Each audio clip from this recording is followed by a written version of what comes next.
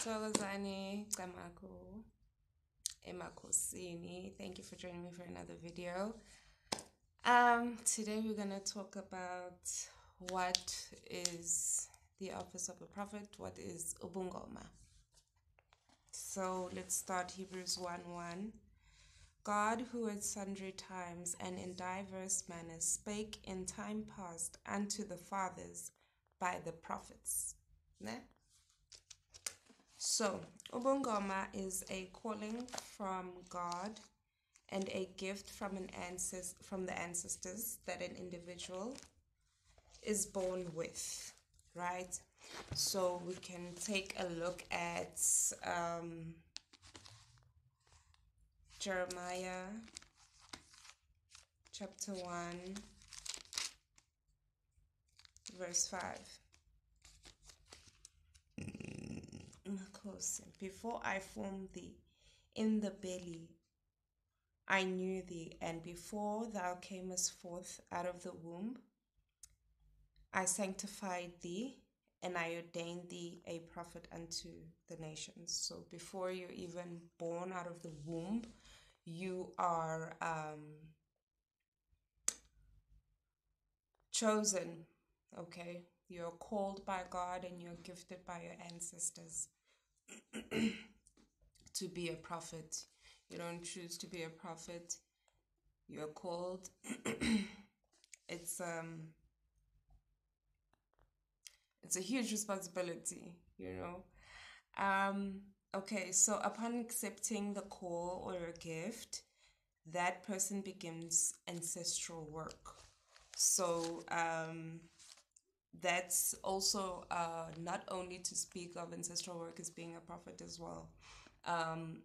You could be gifted by your ancestors to do a number of things, okay? Not just to be a prophet, but there are a number of things, a number of ways that your ancestors could gift you. Of course. Okay, so let us read Luke chapter 1 verse 17. I love it. Okay. And you will go forth, and he shall go before him in the spirit and power of Elijah. Okay, so he'll go before Umsindisi in the power and the spirit of his ancestor Elijah, to turn the hearts of the fathers to the children and the disobedient to the wisdom of the just. Okay, the wisdom of the just, to make ready a people prepared for the master. So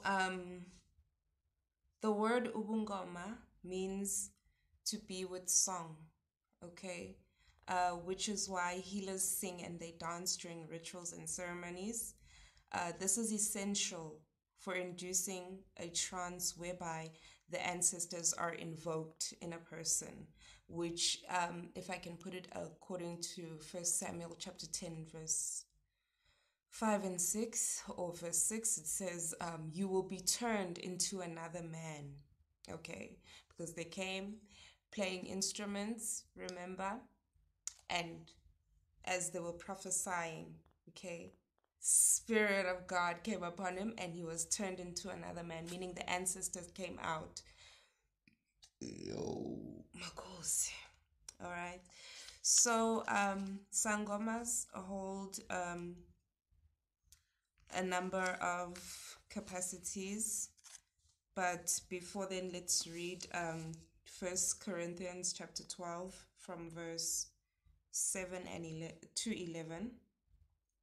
But the manifestation of the Spirit is given to every man to profit withal. For to one is given the Spirit, the word of wisdom, to another the word of knowledge by the same Spirit, to another faith by the same Spirit, to another gifts of healing by the same Spirit, to another the working of miracles, to another prophecy, to another discerning of spirits, to another diverse kinds of tongues, to another the interpretation of tongues. But all these worketh that one and the self same Spirit, dividing to every man severally as he will. So, sangomas hold the following capacities. There can be diviners, there are prophets, priests, physicians, pharmacists, psychologists, custodians of morals, customs, and history, controller of evil spirits, birth attendants or specialists, circumcision specialists. Okay. There's so some of the personality traits, okay, that is required. Makosi from the prophetic office, ne? Number one, you must live a righteous lifestyle. You must morality. You are expected to live a morally clean lifestyle, as you are expected to be in a state of light and purity in a world filled with darkness. Okay, so we'll read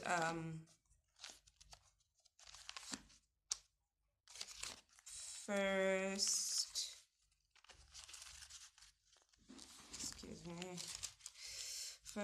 Peter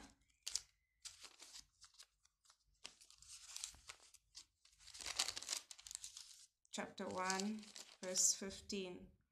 But as he which hath called you, all right, to be a prophet is holy, so be ye holy in all manner of conversation. Your behavior ought to be holy or set apart.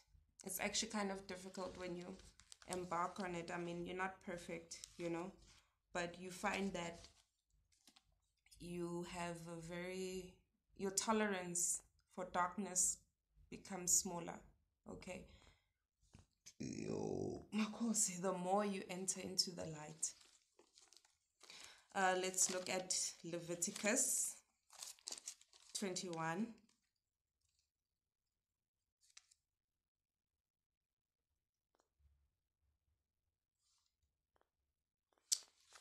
From verse 4. But he shall not defile himself. He's talking about the priests, okay? But he shall not defile himself, being a chief man among his people, to profane himself. So as a prophet, you are a chief. And you're not... you are held to a very high standard. Okay. Verse 8, thou shalt sanctify him therefore, for he offereth the bread of thy God. He shall be holy unto thee, for I, your master, which sanctifies you, am holy. All right. Secondly, you are intelligent and you have a large capacity to comprehend knowledge. Okay. You have exceptional intelligence linked to knowledge. Your comprehension, your ability to comprehend information is larger than most people. Because you walk with ancient ones, okay? And so they recall, it's deep, but you are able to learn quickly, catch things quickly. You're sharp in your head. You're sharp. You have a sharp mind, okay? So let's look at 1 Kings.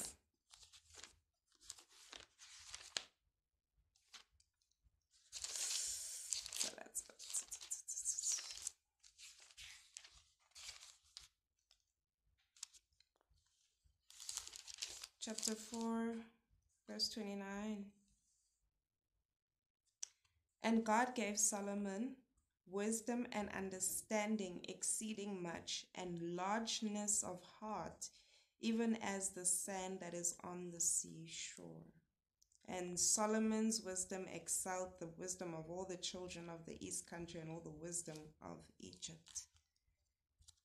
Psalm 119, verse 99.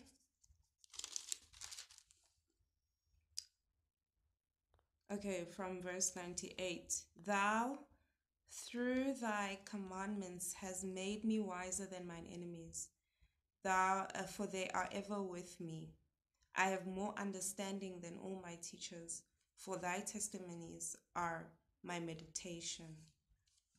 Yo, Makosi. Resilience, number 3. You have to carry the spirit of a warrior. You're literally turned into a warrior, okay? You must have the capacity to endure hardship in order to empathize with your clients, okay? Isaiah, let's go there first. Isaiah 53.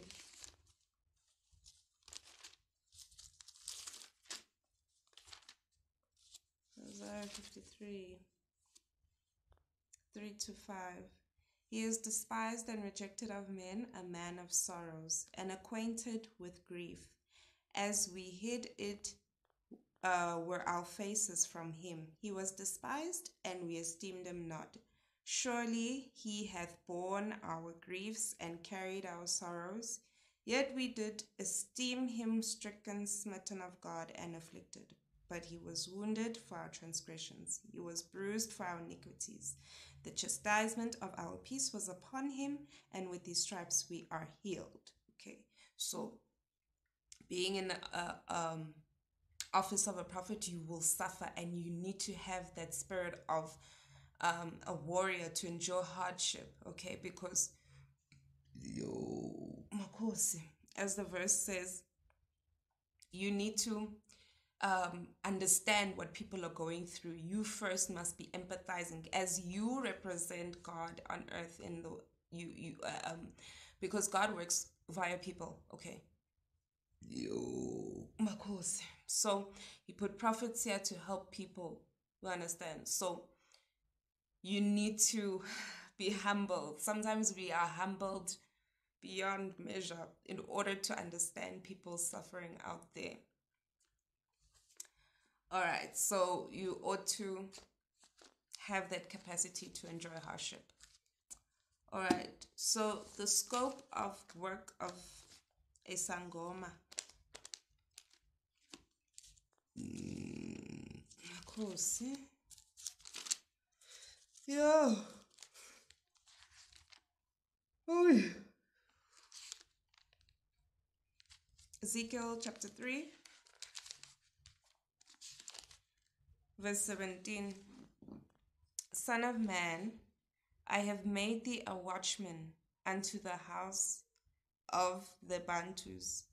Therefore hear the word at my mouth and give them warning from me. Okay, not just a warning, but give them message from me. So you are a watchman. You are God's watchman to his chosen people. So all diviners, all sangomas are healers, okay? Some can foretell future events. They're identifying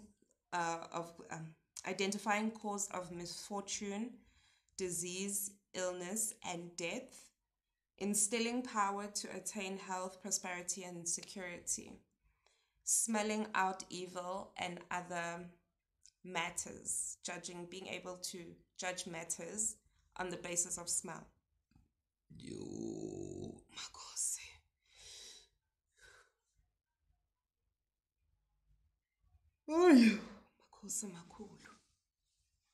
So that's just demystifying Ubungoma in short. Okay, we're gonna go deeper. In the next video, I want to actually be speaking about the spirits of the dimensions of light and darkness. Those are the spirits that we are dealing with here on earth. But anyways, I hope you learned, guys. Thokozani makosini. Stay blessed.